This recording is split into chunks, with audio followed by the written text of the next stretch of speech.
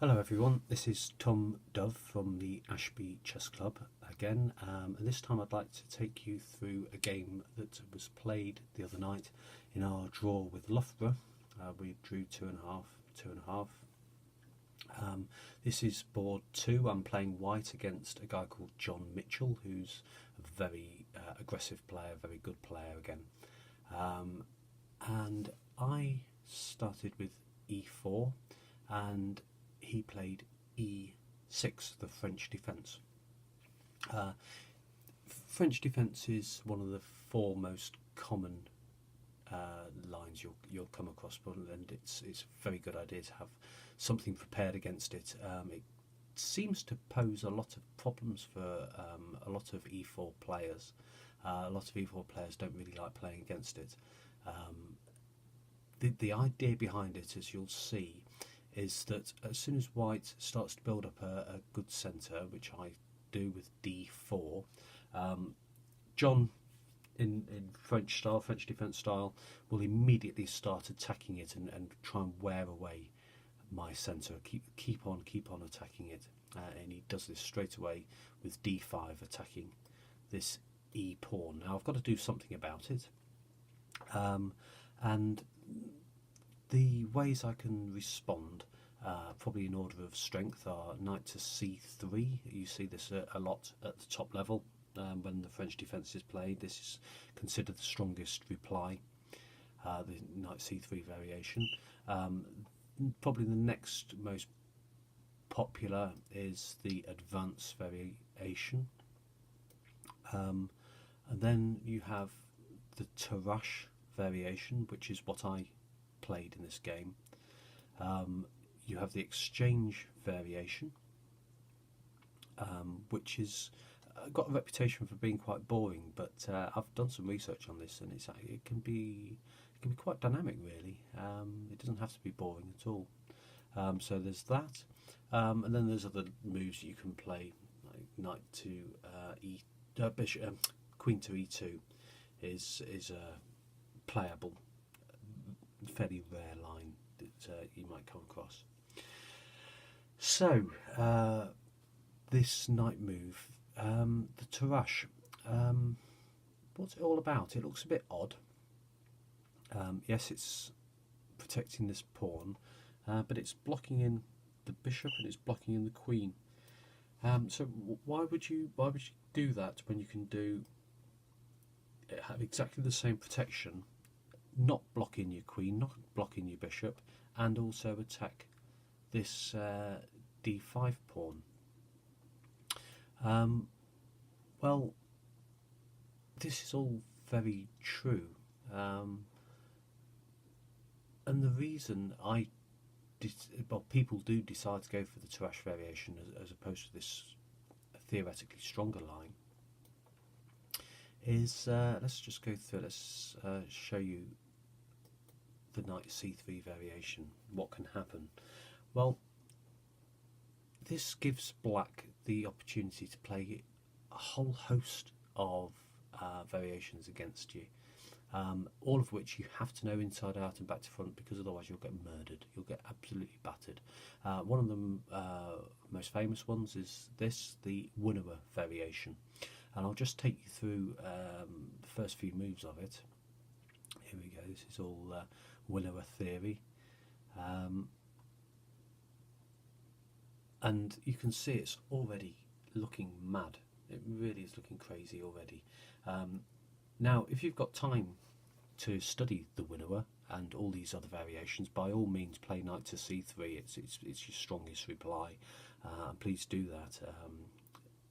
But if you're like me and you really don't have all that much time to study so much detailed analysis of all these lines, well, you might want to play this Tarrasch.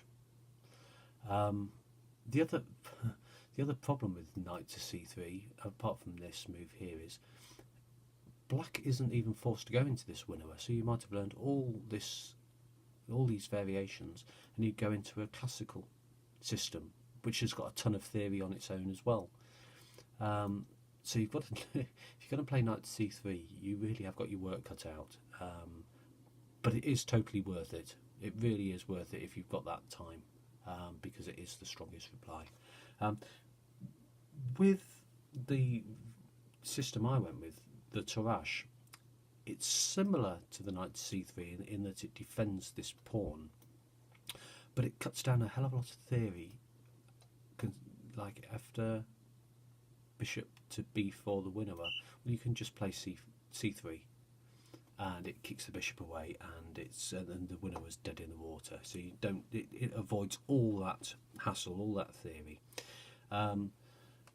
So from here, probably the best reply black can come up with is this immediate c5, attacking the centre, and taking advantage of the fact that the queen is blocked and the bishop's blocked. After this move here, white would reply knight to f3, defending that pawn, and followed by lots of exchanges in the centre. And white is then hoping that his lead in development, because he'll have two knights developed, and this bishop will be developed. He'll be hoping that lead in development will give him an edge in the game, which it often will do.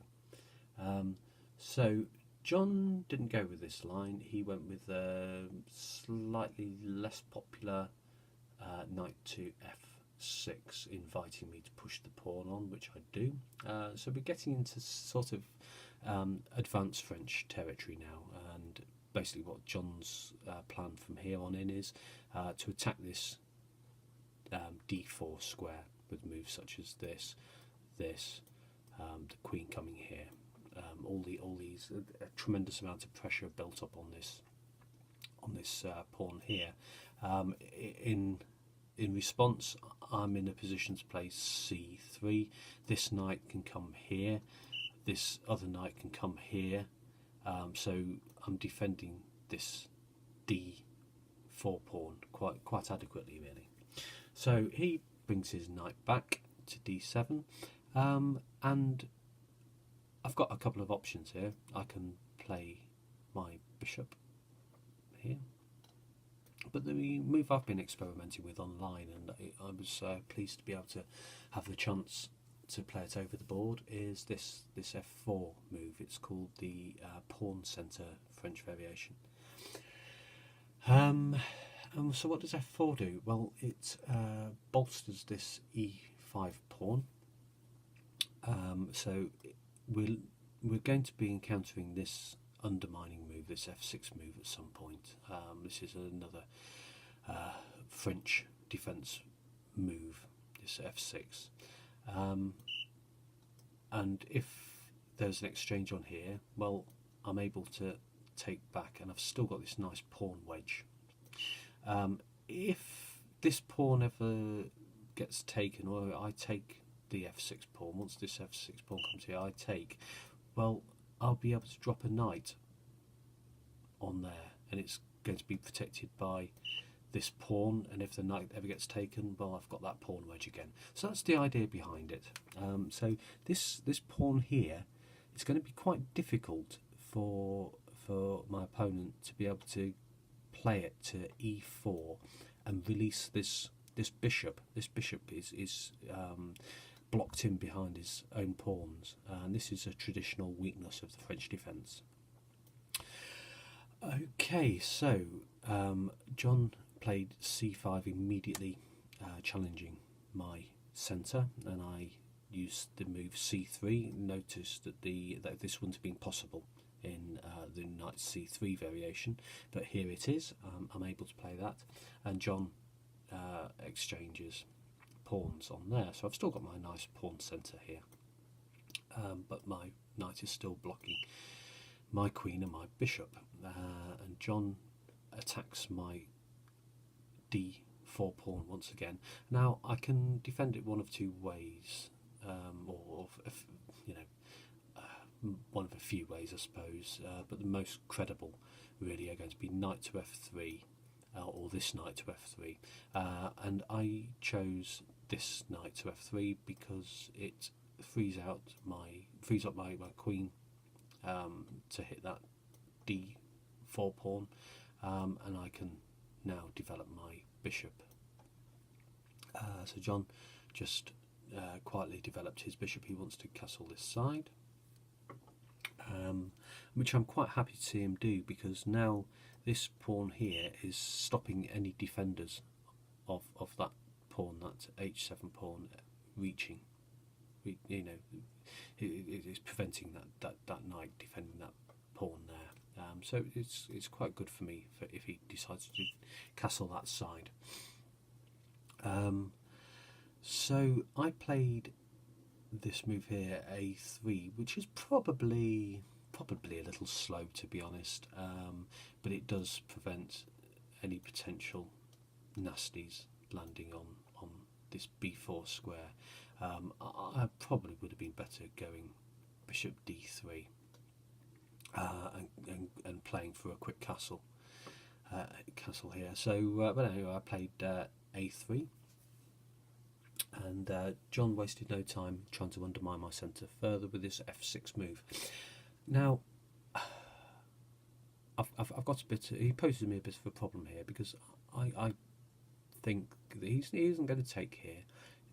It's more likely he's going to play f5, blocking up the position on the king side, and now it's going to be very difficult to me to make any headway. I can't really allow that. It's going to end up a very drawish position. You know, all the pawns locked together. It's not my style. That's not what I want. So I take on f6. Taken off f6, and he's got a few options here. He can take back with the bishop, or he can take back with the knight.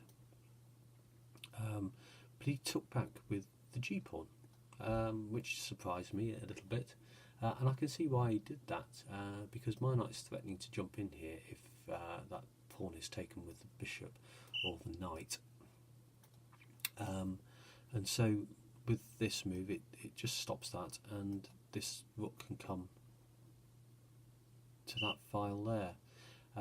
The downside obviously is the king is looking a little bit defenceless, shall we say, but John is a very attacking player, and he's used to playing these type of positions. I couldn't see any immediate. I was thinking about this move here, with the idea of bringing my queen out, and it looked like it could be a little bit nasty, but I couldn't really see any concrete lines. So I might have played it in a blitz game. I might have played it in a game that didn't matter over the ball, you know, online. But in a rated game, in a game that Ashby needed me to win, I wasn't prepared to just play that on a whim. So I developed sensibly. John castled, again showing little regard for his own king's safety. This looks quite weak, really. The whole it doesn't look traditionally strong castle setup, but I don't think John's really interested in that, as we'll see later. Again, I can't see any immediate way to benefit, so I just developed my other knight, getting ready to castle. John moved his rook to f7, and this can now control that file, and it also protects this pawn here. I castled, and John has got this problem bishop here. He needs to do something about that, because it's blocking in his rook. But at the moment this pawn is stopping him doing so, which is why he hit out with e5, and this is where this pawn comes into its own. This pawn, it kind of is aimed at discouraging that move, and here's why. So he plays it, and I take, and that's opened up my rook. He takes again. I'm able to take. There's a lot of exchanges here. He takes my pawn with his knight. I take his knight, and I take his rook, and he surprised me again by taking with the king. I thought he might go back with the knight, but no, John's an attacking player, and it's almost like he's using his king as an attacking piece. It's it's brilliant, really. So all his, but the pieces he does have are quite aggressively placed, and I need to get this rook out now. His king is looking very dodgy in this on this square with no pawn cover. And if I can get all my pieces out, or enough pieces out to whip up an attack, I think that this king is going to be very susceptible to that attack. And so I really need to get my pieces out as quickly as I can. So I'm not bothered about him taking my bishop. If he does, my queen will come out, making way for the rook to come over. And it'll just accelerate my attack if he does that. So I develop my other bishop. At the same time, I'm very wary of this diagonal here. So that's why I chose that square. It just blocks the queen from coming and checking and causing me a headache, or using the bishop to do likewise. That's why the bishop went there. And so he pins my knight to my queen, tying up my pieces temporarily. A good move. He's ready to bring his rook into the game now. So all his pieces are looking quite dangerous now, even with this weak-looking king. The king isn't under any immediate attack. But I hope to do something about that with this move here, which I was quite disappointed with, really, this move. I hadn't really thought it through properly, and of course it just allows John to get his rook into the game with tempo against my queen. So I had to make a grovelling retreat to a square I probably should have gone to first off, which was D2. I was a bit annoyed about that, but hey ho, we can't be perfect. So what's going on here? John then attacked my queen and my bishop with his knight, and things are beginning to heat up for me here, and I need to start attacking his king, which I do with my rook, and he moves his king back. So in this position, with my queen and my bishop being attacked and all his pieces looking quite dangerous now, I really need to make something happen. So I want you to pause the video and have a good think about how you continue here. Not just one move. I don't want you to think about one move. I want you to actually look through the move and does it work? What continuation, all different possibilities for black, because this is really what we have to think about when we're playing these important games. You know, it's that you can't just make any old move. So pause the video, and then when you're ready, I'll show you what I played. Okay, the move I came up with was bishop takes h7. And it looked so inviting, and I did some analysis and I couldn't really see anything wrong with it at all. It takes advantage of the fact that the king is quite short as squares, so when he takes the offered bishop, the queen comes in with this check. He isn't able to defend against the check. He can't come here because of the bishop, he can't come here because of the queen. He's really got these three squares, so his king is getting rounded up. So he went to here. The bishop came in with a check. Obviously, this just picks up his the bishop and the queen, so he didn't really want to do that. So he went to h6 instead. And I've got time, because this knight is blocking this rook here. I've got time just to move my rook to the 7th rank there, and I'm threatening queen to there, and when John's king comes here, well, that'll be checkmate there. So obviously he saw this and he has to defend against it. Queen came to g8, and I've got now time. I can't do this, but what I can do is remove one of his pieces, one of his defenders. And then he moved his rook over, which gives me an opportunity to play this move here. And now I'm threatening queen to g6 checkmate. If he moves here, well, then I'm threatening that, and that's also checkmate there. So he saw nothing better, and there probably is nothing better than queen takes rook, bishop takes, king takes, and then this move here just is going to win this bishop. Or if he moves his knight here, I'm just going to take the knight. And that's the point where he resigned. So I hope you enjoyed that, and I'll see you again.